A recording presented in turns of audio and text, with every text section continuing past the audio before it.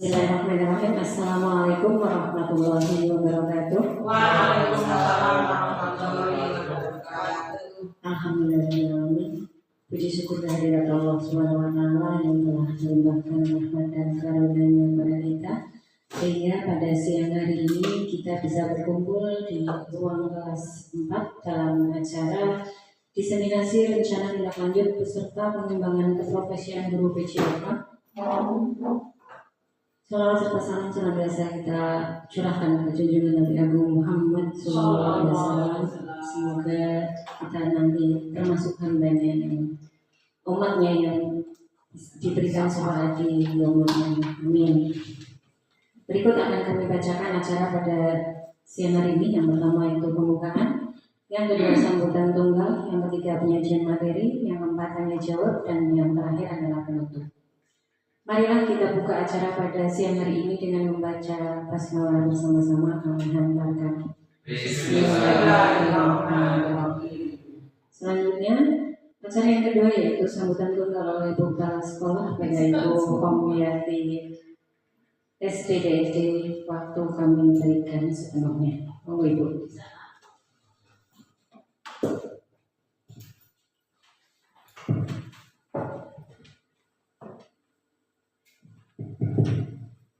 Bismillahirrahmanirrahim. Assalamualaikum warahmatullahi wabarakatuh. Waalaikumsalam warahmatullahi wabarakatuh. Alhamdulillahirabbil alamin. Pada siang hari ini kita masih diberi kesempatan untuk berkumpul, diberikan rahmat oleh Allah Subhanahu wa taala, sehingga pada siang hari ini kita masih bisa mengikuti kegiatan diseminasi rencana pembelajaran PJOK berbasis proyek dengan sport education model.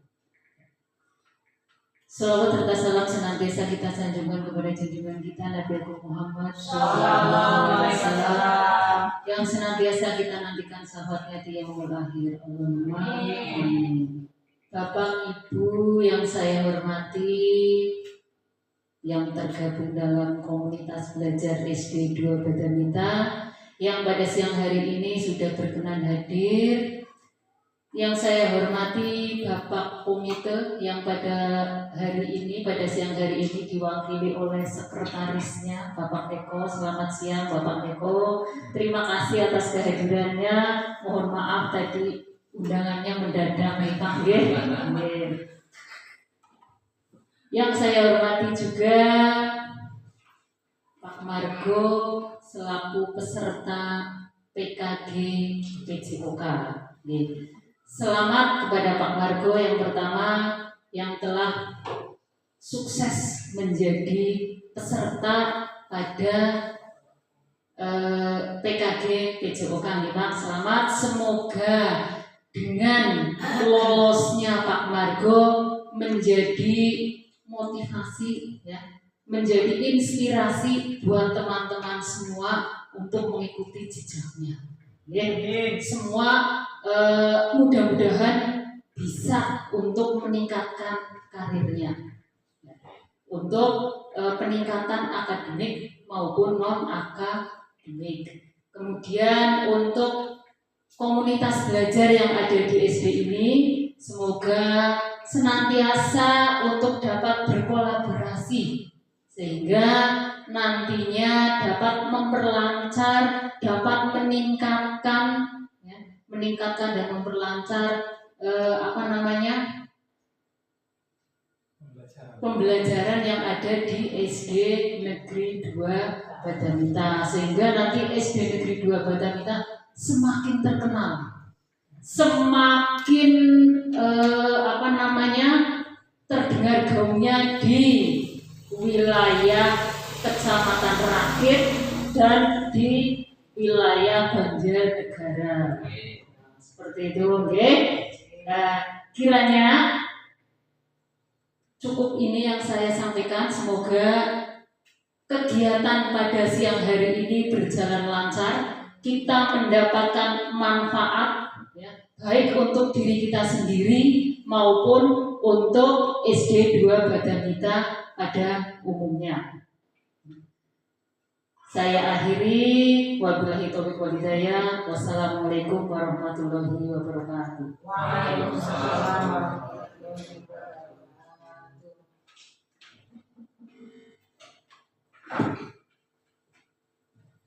Selanjutnya, acara yang ketiga yaitu penyajian materi diseminasi yang akan disampaikan oleh Bapak Marco.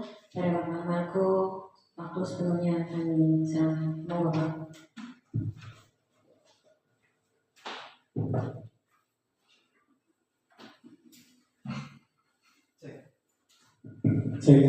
Ya, terima kasih. Sebelumnya, Assalamualaikum warahmatullahi wabarakatuh. Waalaikumsalam warahmatullahi wabarakatuh. Yang pertama, kami sampaikan terima kasih kepada rekan-rekan guru di SD Negeri 2 Batamita atas waktunya menghadiri kegiatan diseminasi program pengembangan keprofesian guru PJOK. Di sini memenuhi undangan saya dalam kaitannya untuk pelaporan tugas.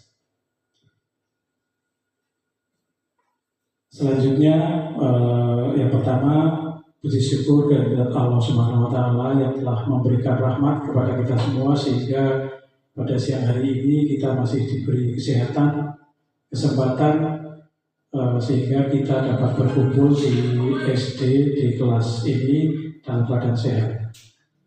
Selanjutnya, salawat serta salam semoga tetap tercurah kepada junjungan kita Nabi Muhammad SAW yang senantiasa kita nantikan syafaatnya di yaumul akhir.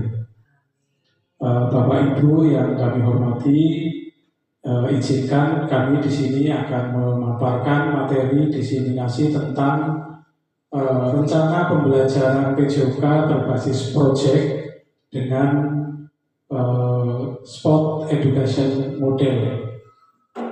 Ya, jadi ini adalah rangkaian dari kegiatan yang sedang kami ikuti, yaitu PPKG PJOK. Setelah tatap muka yang dilaksanakan, yang selanjutnya adalah pembelajaran asinkron di LMS begitu.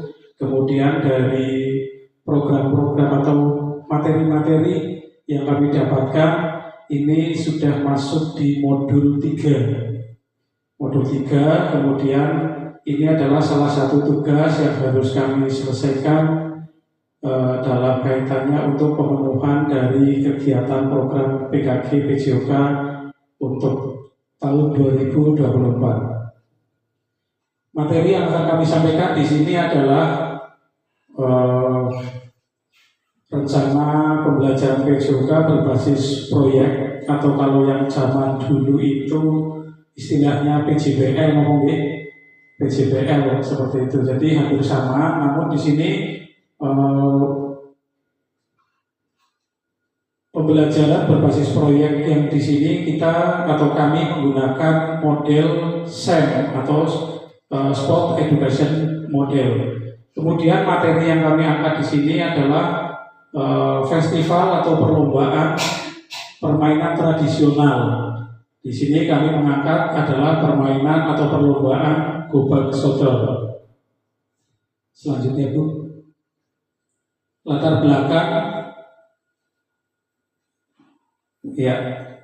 Proyek ini adalah sebuah kegiatan untuk mengenalkan, ya, yang pertama mengenalkan, kemudian melestarikan dan menumbuhkan rasa bangga dan cinta akan budaya lokal dalam konteks permainan tradisional melalui kegiatan olahraga rekreasi dengan pendekatan Sport Education Model atau SEM. Ya, jadi SEM itu sendiri adalah model pendidikan olahraga yang mana jika pengalaman olahraga terstruktur dan berkelanjutan bagi peserta didik. Ya, dengan SEM peserta didik dapat berperan sesuai dengan minat dan bakatnya dalam suatu perlombaan atau dalam sebuah kegiatan. Ya, jadi di sini SEM itu menekankan pada pembagian peran. Bagaimana peserta didik dapat mengikuti pembelajaran sesuai dengan minat dan bakatnya serta kemampuannya. Ya, jadi pembelajaran PJK di sini tidak harus anak bisa melakukan katakanlah permainan bola voli semuanya. Itu tidak harus seperti itu. Tetapi anak yang kurang berminat terhadap bola voli bisa terlibat dalam perannya yang lain dalam pembelajaran tersebut. Contoh, nanti dalam SEM itu adalah ada pelaksanaan perlombaan. Nah, di pelaksanaan perlombaan itu peserta didik itu terlibat, bisa jadi pemain, bisa jadi pelatihnya atau manajernya, bisa jadi perangkat pertandingannya, bahkan bisa jadi unsur lain yang mendukung kegiatan. Contoh, menjadi seksi publikasi misalnya. Ya, jadi anak tidak harus dituntut bisa bermain bola voli, tapi bisa juga di peran yang lain. Nah, makanya dengan set ini peserta didik nanti dapat berperan sesuai dengan minat dan bakatnya dalam satu perlombaan. Bisa juga dengan kemampuannya, sesuai dengan kemampuannya. Ketika kita di SD di kelas tinggi 4, 5, 6 mungkin sudah bisa pembagian peran sesuai dengan katakanlah di situ ada pemain, ada pelatih dan lain-lain. Tapi untuk kelas rendah bagaimana? Nah, untuk kelas rendah kelas 1, 2, 3 misalnya itu bisa dilibatkan juga dalam perannya sebagai contoh nanti tim cheerleadernya atau tim pemandu soraknya. Nah, itu kan pelibatan peserta didik juga. Jadi tidak harus anak itu bisa bermain bola voli.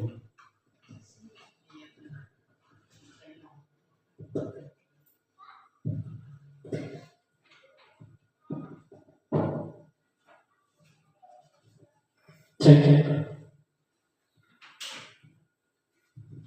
Yang berikutnya, set yang akan dilaksanakan ini adalah perlombaan permainan tradisional gobak sodor antar kelas di SD kita, ya, di SD Negeri 2 Batamita, sesuai dengan hasil dari diskusi komunitas belajar kita pada awal bulan Agustus kemarin.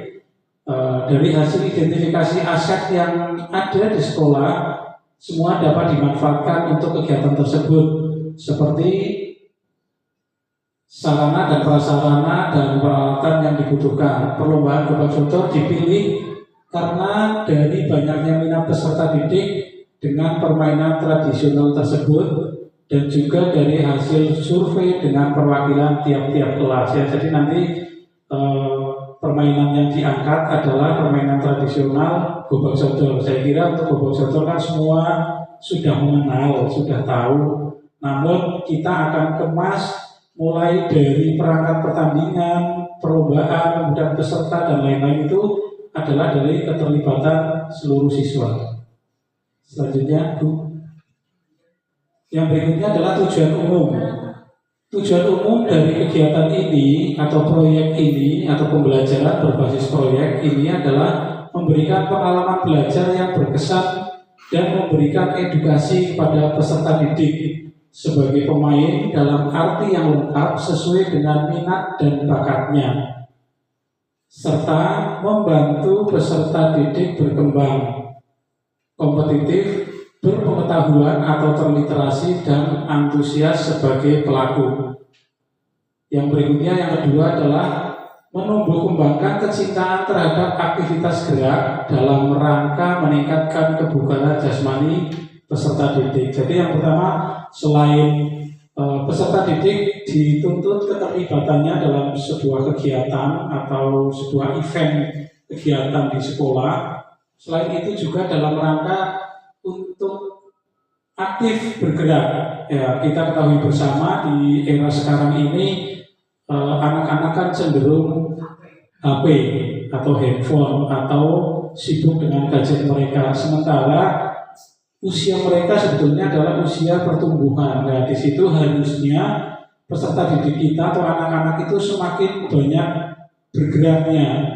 Nah, tetapi kita melihat akhir-akhir ini justru kebalikannya, ya. Jadi justru mereka itu lebih jarang bergerak, lebih banyak diam dengan sibuk dengan HP mereka seperti itulah. Jadi harapannya atau tujuan umum dari kegiatan ini adalah untuk ini mengembalikan lagi bagaimana anak-anak bisa mencintai aktivitas gerak, ya tidak hanya terpaku pada kajian mereka saja. Dalam rangka apa? Tentunya dalam rangka untuk meningkatkan kebugaran atau tingkat kebugaran jasmani dari peserta didik. Berikutnya, tujuan dari SAFE itu sendiri atau Sport Education Model. Yang pertama adalah mengembangkan keterampilan gerak spesifik olahraga dan kebugaran. Kemudian yang kedua, berpartisipasi sesuai dengan minat dan bakat serta tingkat kemampuan peserta didik. Nah ini yang sudah kami sebutkan di awal tadi. Jadi anak tidak dituntut untuk bisa semua cabang olahraga atau semua kegiatan olahraga, tapi peserta didik bisa terlibat dalam hal lain atau dalam peran lain. Seperti itu. Barangkali ada anak yang kurang suka aktivitas olahraga, tapi bisa terlibat juga di situ karena dia suka menulis atau suka berbicara, bisa menjadi reporter dalam kegiatan misalnya, bisa juga melakukan publikasi atau menjadi seksi dokumentasi dan mempublikasikan kegiatan yang ada di sekolahan, itu kan bisa. Kemudian yang berikutnya adalah berbagi perencanaan dan administrasi kompetisi olahraga. Nah, di situ juga ada juga nanti kemudian mendorong kepemimpinan peserta didik, kemudian membangun kerjasama tim dalam mencapai tujuan bersama. Yang berikutnya adalah mengembangkan kemampuan untuk membuat keputusan yang rasional tentang masalah-masalah olahraga. Jadi kurang lebih ketika contohnya di bulan-bulan ini, bulan Agustus kan di lingkungan sekitar kan itu kan sedang banyak sekali kegiatan lomba-lomba di tingkat RT, di tingkat desa maupun di tingkat kecamatan. Nah, dengan SAFE ini setidaknya nanti kita memberikan bekal kepada peserta didik bagaimana seperti ini cara membuat sebuah event perlombaan misalnya, walaupun itu sederhana di tingkat RT misalnya. Nah, jadi kita sudah memberikan bekal atau membekali peserta didik kita ketika nanti terjun di masyarakat itu diminta untuk misalnya ngurusi kegiatan lomba untuk adik-adik yang masih kecil. Nah, di situ kelas 5, kelas 6 kan sudah bisa seperti itu. Kemudian yang berikutnya adalah mengembangkan dan menerapkan peran sesuai dengan minat dan bakatnya itu tadi. Ya, kemudian yang ke-8 adalah terlibat dalam kegiatan olahraga dan aktivitas di luar sekolah. Nah ini tujuannya kan di situ. Ya, jadi membekali anak-anak kita untuk yang pertama berperan sesuai dengan bakat minat serta kemampuannya, kemudian terlibat dalam kegiatan aktivitas di luar sekolah. Ya, jadi tidak hanya pasif tapi aktif juga. Selain kalau menjadi peserta lomba biasanya sudah siap lah seperti itu, sudah mau. Tapi ketika diminta untuk menjadi perangkat perlombaannya, nah ini kan kadang-kadang kan anak-anak kita kan belum bisa. Contoh kita di sekolah melaksanakan kegiatan 17 Agustus, panitianya dari anak-anak kelas 6. Nah pesertanya nanti semuanya dari kelas 5, kelas 4, kelas 3 dan seterusnya. Tidak bisa seperti itu. Selanjutnya, ya turun sedikit lagi. Capaian, langkah-langkah dan hasil yang diharapkan. Proyek ini capaian dan tujuannya adalah pemahaman tentang aturan permainan gobak sodor, tentunya memberikan bekal kepada anak atau memberikan pengalaman kepada anak bagaimana sih sebetulnya permainan gobak sodor itu dilaksanakan. Kemudian pengembangan keterampilan individu, pemanfaatan taktik gobak sodor, ya jadi tidak hanya sekedar main saja, tapi bagaimana cara mendapatkan poin atau bagaimana cara kita supaya memenangkan pertandingan. Kemudian sportivitas dan kerjasama tim. Yang berikutnya adalah kepemimpinan dan tanggung jawab. Ya, jadi di situ ini poin yang kelima atau tujuan yang kelima inilah sebetulnya yang paling kita harapkan. Jadi ada muncul kepemimpinan dan tanggung jawab dari peserta didik. Kemudian hasil yang diharapkan, yang pertama, peserta didik dapat memahami aturan permainan gobak sodor dan dapat bermain dengan taktik yang baik. Yang kedua, keterampilan individu berkembang sesuai dengan peran masing-masing. Nah, siapa tahu dengan kita melaksanakan pembelajaran model atau sport education model, anak-anak kita yang tadinya tidak mempunyai atau kita tidak mempunyai bayangan bahwa si A itu sebetulnya berbakat di bidang apa. Dengan adanya SEM mungkin anak akan mengajukan diri, saya jadi seksi dokumentasi, jadi seksi publikasi. Nah, pada suatu saat kelak anak kita menjadi dewasa, ternyata bisa dengan pengalaman yang diperolehnya bisa menjadikan itu menjadi sebuah profesi bagi dirinya. Nah, itu kan kita kan tidak tahu. Ya, sekarang ini kan kita tidak tahu, tapi suatu saat nanti ketika anak kita sudah dewasa, barangkali ini dengan memberikan pengalaman seperti ini yang akan menginspirasi peserta didik kita dalam pengembangan individu. Ya, pengembangan individu kan tidak hanya di akademik saja, tapi di non akademik. Apalagi sekarang ini keterampilan itu mempunyai poin yang sangat baik, ya, sangat tinggi, terutama untuk anak didik. Ya, tidak hanya akademik saja. Kemudian yang berikutnya adalah sportivitas dan kerjasama tim serta jiwa kepemimpinan dan tanggung jawab yang baik. Nah, ini sama dengan poin yang 5 dari tujuan, ya, hasil yang diharapkan tentunya itu sportivitas, kerjasama, kemudian kepemimpinan dan juga tanggung jawab. Kemudian langkah-langkahnya, yang pertama adalah penyiapan musim. Itu ada untuk langkah-langkahnya itu ada 3. Yang pertama penyiapan musim. Musim di sini adalah musim dari sebuah kompetisi pertandingan atau perlombaan. Nah, kita merencanakan yang pertama di penyiapan musim itu adalah menentukan tujuan. Tujuannya apa sih kita melakukan pembelajaran proyek ini? Kemudian yang kedua adalah pembagian tim. Karena kita di sekolah kita menggunakan kelas, jadi nanti otomatis pembagian timnya adalah sesuai dengan kelas. Jadi nanti untuk kelas 6 itu ada 2 peran. Yang pertama berperan sebagai perangkat pertandingan. Kemudian yang kedua berperan juga sebagai peserta. Ya, karena di sini kelas yang paling tinggi, yang paling besar adalah kelas 6. Jadi nanti kelas 6 diminta untuk menjadi 2 peran itu. Kalau nanti barangkali dibutuhkan bisa ngambil dari kelas 5 juga. Seperti itu. Kemudian yang berikutnya adalah perencanaan jadwal. Kemudian langkah yang kedua adalah afiliasi. Nah, dalam kegiatan yang kedua ini itu adalah tim atau kelompok identitas, ya, diberikan sepenuhnya kepercayaan untuk membentuk tim, siapa yang jadi kapten, siapa jadi official, siapa jadi pemain dan lain-lain. Kemudian pembentukan ikatan tim, ya, di sini ada perencanaan sesi latihan. Nah, mulai dari latihan, kemudian pengajaran keterampilan, bagaimana melakukan permainan gobak sodor dan lain-lain, itu di poin kedua atau di afiliasi. Kemudian pengembangan peran tim dan perencanaan. Yang ketiga adalah peran dan tanggung jawab tim. Di sini siapa yang menjadi pemain, pelatih, kapten tim, manajer dan lain-lain. Barangkali dibutuhkan nanti juga akan ada tim medis, contoh.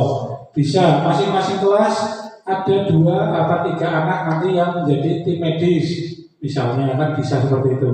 Kemudian yang ketiga adalah kompetisi antar tim. Nah, dalam poin yang ketiga ini ada penyiapan perlombaan, pembahasan dan technical meeting, kemudian menganalisis pertandingan gobak sodor, kemudian penyelenggaraan perlombaan gobak sodor, dan yang terakhir adalah penghargaan dan kejuaraan. Jadi nanti akan ada 3 tahap, mulai dari perencanaan, pelaksanaan sampai dengan pemberian penghargaan dan kejuaraan. Berikutnya,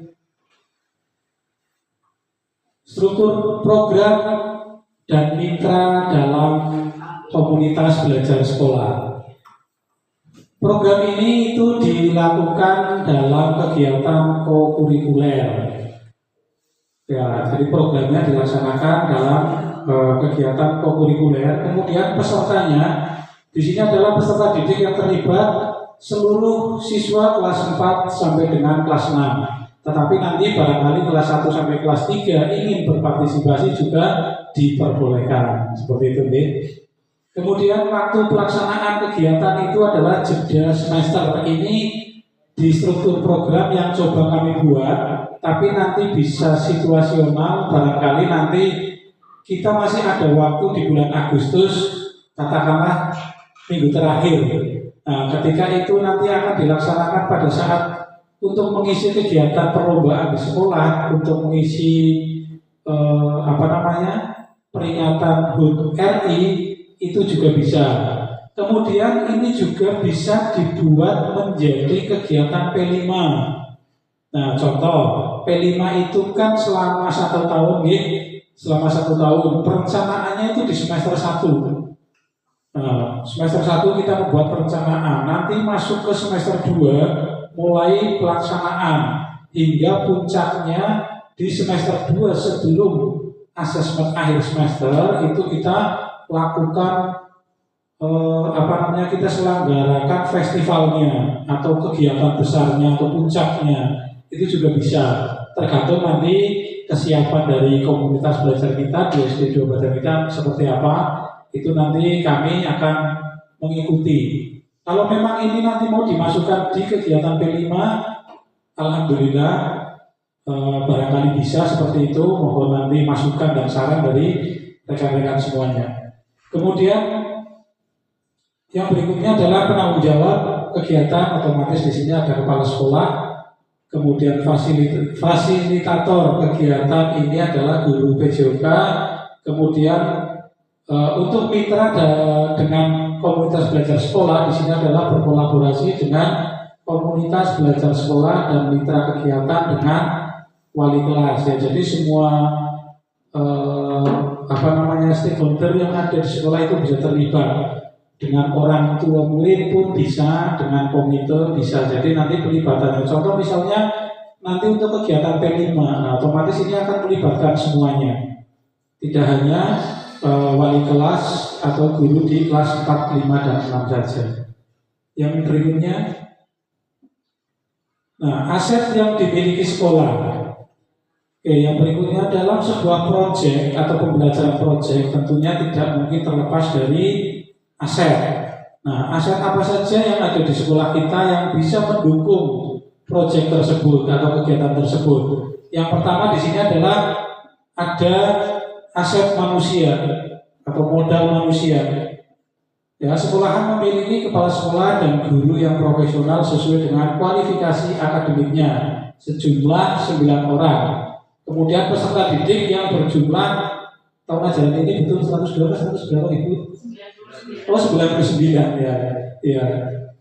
Untuk peserta didiknya dari 99 anak dari masing-masing kelas ini nanti akan mengirimkan perwakilannya sesuai dengan kemampuan serta minat dan bakat untuk mengikuti kegiatan ya. Jadi semuanya terlibat sesuai dengan minat dan bakatnya serta kemampuannya. Kemudian yang kedua adalah modal fisik. Modal fisik di sini adalah sekolah memiliki perlengkapan olahraga yang mendukung kegiatan. Untuk proyek kegiatan nanti Festival Gobak Sodor, insya Allah kita punya peralatan. Kemudian yang kedua, sekolah memiliki jaringan internet yang baik untuk mendukung publikasi kegiatan. Nah, jadi nanti kegiatan ini akan dipublikasikan. Bisa dari rekaman videonya nanti akan di-share melalui YouTube atau melalui media sosial yang lain. Itu masing-masing kelas pun nanti akan bisa, anak-anak pun nanti akan bisa. Kemudian yang berikutnya adalah lingkungan sekolah itu memiliki lapangan yang dapat digunakan untuk penyelenggaraan kegiatan. Ya. Jadi selain di halaman depan, kita juga ada lapangan yang di sebelah atas itu insya Allah bisa dimanfaatkan untuk kegiatan sekolah. Yang terakhir adalah modal finansial. Ya, sekolah memiliki dana BOS yang dapat digunakan untuk pembiayaan kegiatan kesiswaan maupun pengembangan kompetensi guru. Nah, dari alokasi dana itu nanti bisa kita manfaatkan barangkali nanti untuk kegiatan P5 itu bisa seperti itu. Yang berikutnya adalah kas kelas untuk mendukung kegiatan pelaksanaan kegiatan. Jadi kami melihat di SD 2 Batamita ini kan tiap-tiap kelas kan memiliki kas. Nah, kas itu dapat digunakan salah satunya untuk kegiatan tersebut. Mungkin itu. Yang berikutnya adalah rencana dan evaluasi. Tahap implementasi Sport Education Model atau SEM dalam pembelajaran masing-masing masing-masing tahap harus dievaluasi. Evaluasi keseluruhan akan dilaksanakan pada akhir tahap, yaitu evaluasi dan refleksi penerapan SEM dalam PJOK. Beberapa hal itu diantaranya yang pertama tujuan. Jadi tujuannya nanti kita akan evaluasi meninjau ketercapaian tujuan pembelajaran. Tujuan awalnya itu untuk apa, kemudian ketercapaiannya bagaimana, ini harus dievaluasi. Kemudian yang kedua, umpan balik dari peserta didik. Karena di sini objeknya adalah peserta didik, kita sebagai pendidik kan hanya memfasilitasi. Nah, penting sekali di sini adalah tentang umpan balik dari peserta didik. Tentang apa? Pengalaman dari pembelajaran itu sendiri dan mengumpulkan pendapat melalui refleksi. Contoh, kita melaksanakan kegiatan, kita tanya ke anak kita, setelah mengikuti kegiatan ini apa sih yang dirasakan? Kemudian bagaimana keterlibatan mereka? Apakah membosankan? Apakah jenuh? Apakah ingin lagi? Apakah ingin yang lebih meriah lagi, dan lain-lain. Kemudian yang berikutnya adalah refleksi guru. Refleksi terhadap perencanaan, pelaksanaan, dan pengelolaan. Yang berikutnya evaluasi kinerja tim. Ya, di sini meninjau kolaborasi dan kinerja tim dalam SEM ini keseluruhan. Ya, keseluruhan. Tidak hanya kelas per kelas, tapi semua warga sekolah, termasuk lingkungan sekitar juga bisa dilibatkan, orang tua siswa, wali murid, dan juga komite. Kemudian yang berikutnya adalah evaluasi penerapan konsep fair play. Nah, ini perlu disinggung juga karena yang namanya perlombaan itu tidak terlepas dari ini. Ketika tidak ada fair play, maka kegiatan mustahil akan berjalan dengan baik. Ya. Kemudian yang keenam adalah evaluasi manajemen kelas dan pengelolaan waktu. Ya, mulai efektivitas, keaktifan peserta didik yang terlibat sesuai dengan perannya. Nah, jadi anak-anak atau peserta didik kita ketika diberi tugas berperan sebagai apa, kita juga perlu evaluasi. Apakah itu keinginan dia? Apakah itu kita yang mengkondisikan? Nah, ini kan perlu dievaluasi. Ketika peran itu dilaksanakan dari keinginan peserta didik, kemungkinan akan melakukan secara penuh tanggung jawab. Nah, ketika itu tidak atau belum terjadi, bagaimana? Apakah bisa bertukar peran? Bisa. Ya, tadinya menjadi pemain, nanti diberi pengalaman juga sebagai perangkat pertandingan, contohnya itu kan bisa. Berikutnya, tantangan dan solusi. Nah, dalam sebuah proyek pasti akan muncul yang namanya tantangan atau mungkin bahkan menjadi hambatan. Nah, di sini untuk tantangan kemungkinan yang akan muncul adalah yang pertama pengelolaan waktu. Ya, jadi karena jadwal yang cukup padat, kegiatan kita dari Bapak Ibu guru juga lumayan padat, kemungkinan ini waktu yang akan menjadi kendala. Kemudian yang kedua adalah faktor alam atau cuaca. Jelas karena kita kegiatannya adalah di luar ruangan, ini juga nanti akan tergantung dengan cuaca. Ketika proyek dilakukan pada musim kemarau, insya Allah tidak begitu terkendala kecuali panas seperti itu. Tapi ketika di musim hujan, ini pasti perlu dipertimbangkan. Kemudian yang berikutnya adalah manajemen tim. Kesulitan dalam manajemen tim termasuk perbedaan kemampuan, kepribadian atau konflik antar peserta atau pemain. Nah, ini ketika sudah masuk ke dalam pembentukan tim itu biasanya ini juga menjadi kendala. Lah, aku jadi ora bisa main, aku ora pede, aku tidak bisa di bagian ini. Nah, ini perlu dievaluasi atau perlu menjadi dicari solusi karena ini merupakan sebuah tantangan. Yang berikutnya adalah evaluasi dan umpan balik. Ya, selalu memberikan evaluasi dan umpan balik positif kepada setiap peserta. Kemudian tantangan yang terakhir adalah keterlibatan orang tua dan komunitas. Nah ini, ketika sebuah proyek itu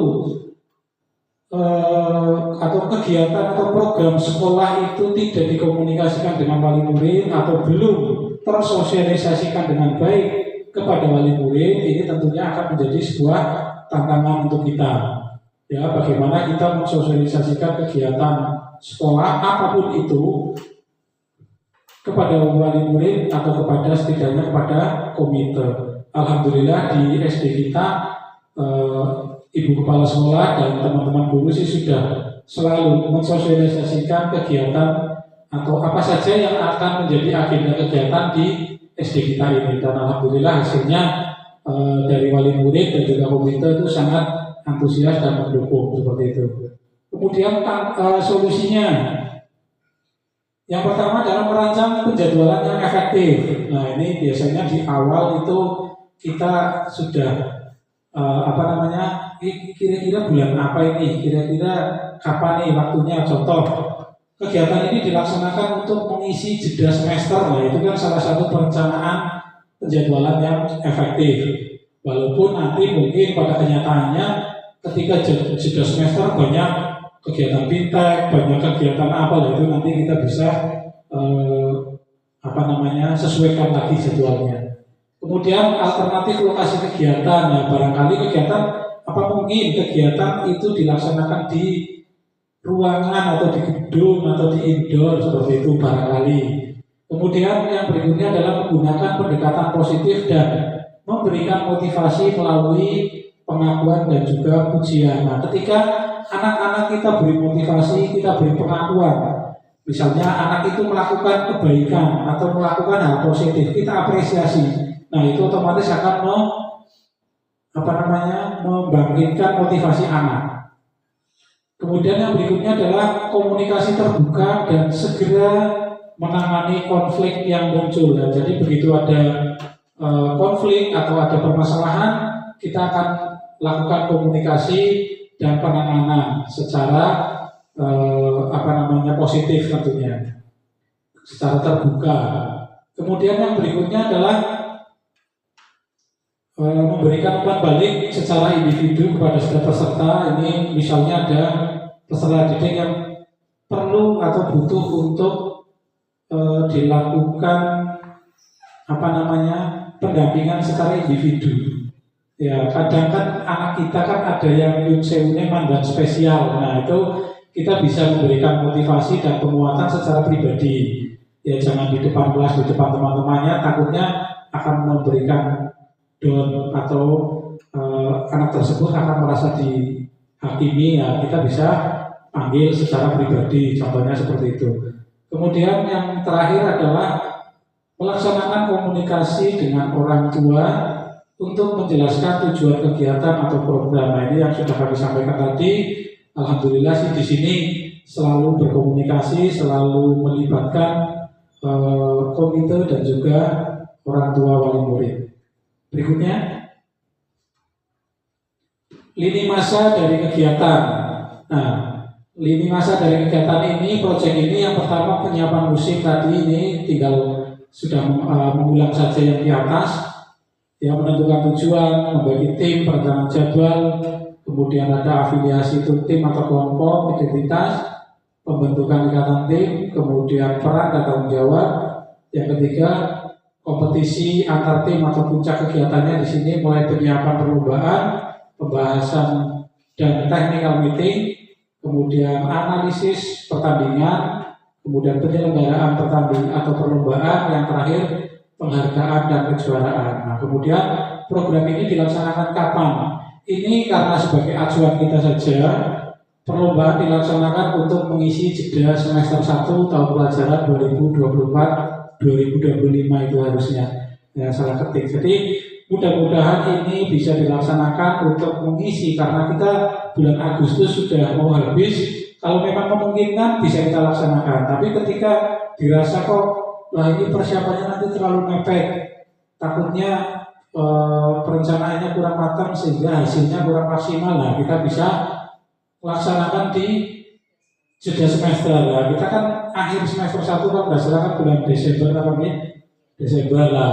Desember sehingga nanti mulai ini September, Oktober, November, Desember masih ada 4 bulan. Saya kira cukuplah untuk pelaksanaan persiapan sebelum pelaksanaan puncak festival dari kegiatan ini. Berikutnya, terima kasih. Berarti sudah selesai. Kurang lebih itu pemaparan dari rencana pembelajaran PJOK berbasis proyek melalui pendekatan sport education model atau melalui model pembelajaran edukasi. Mungkin itu yang kami sampaikan. Untuk selanjutnya barangkali dari rekan-rekan ada yang ingin memberi tanggapan, masukan atau memberi pertanyaan, kami persilahkan.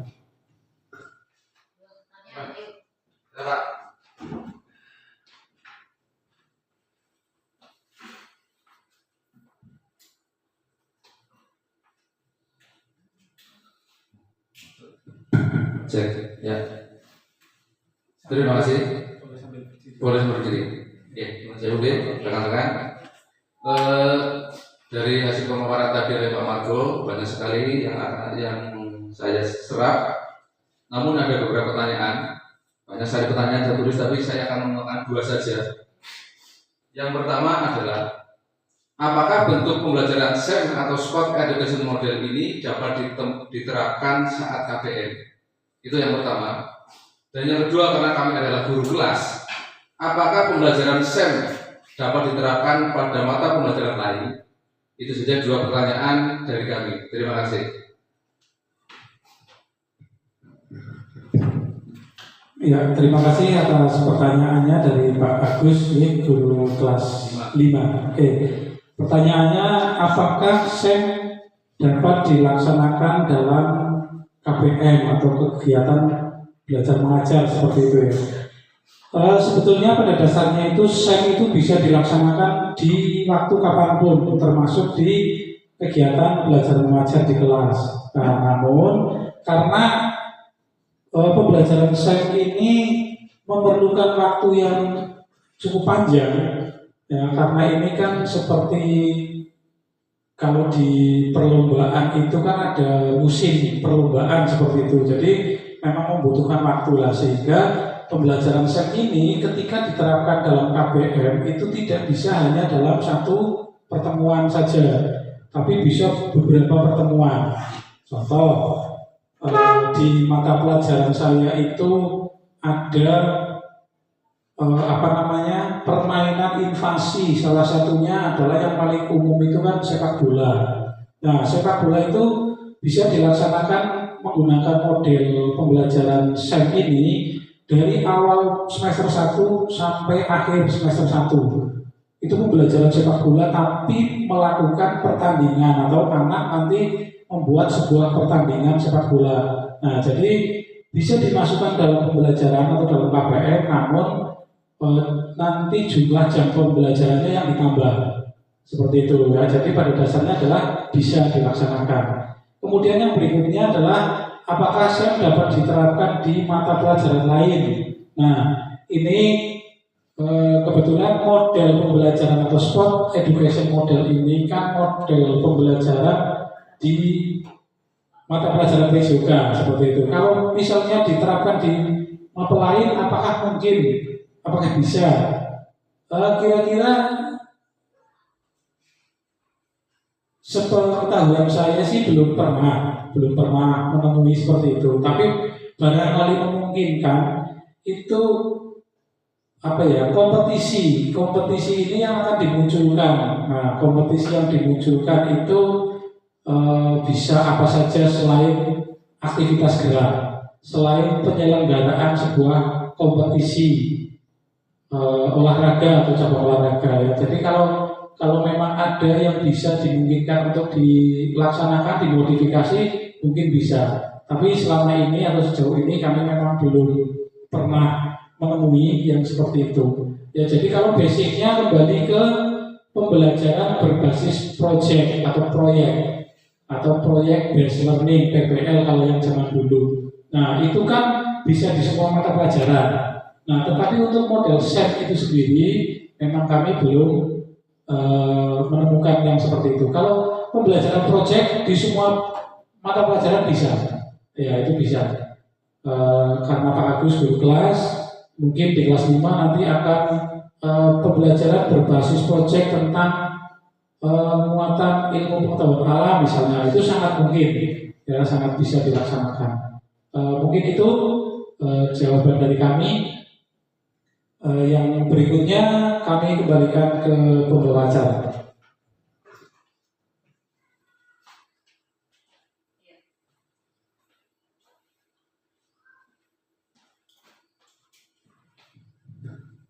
Ya, selanjutnya masih ada lagi?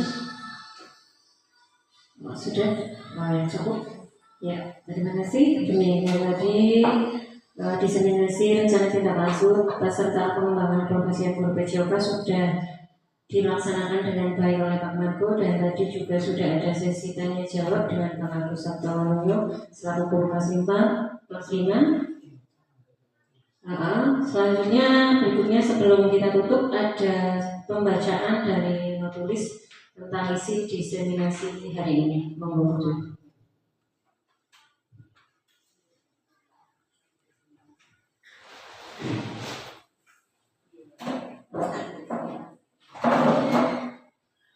Terima kasih kesempatannya untuk saya untuk membacakan rangkuman dari penyajian Bapak Margo tentang diseminasi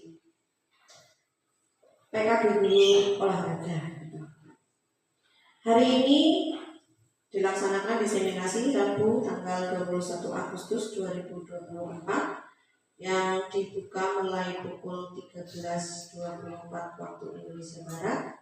Kemudian ada sambutan dari Ibu Kepala Sekolah Komiati dari SD 2 Badamita, yang mana Ibu Kepala Sekolah memberikan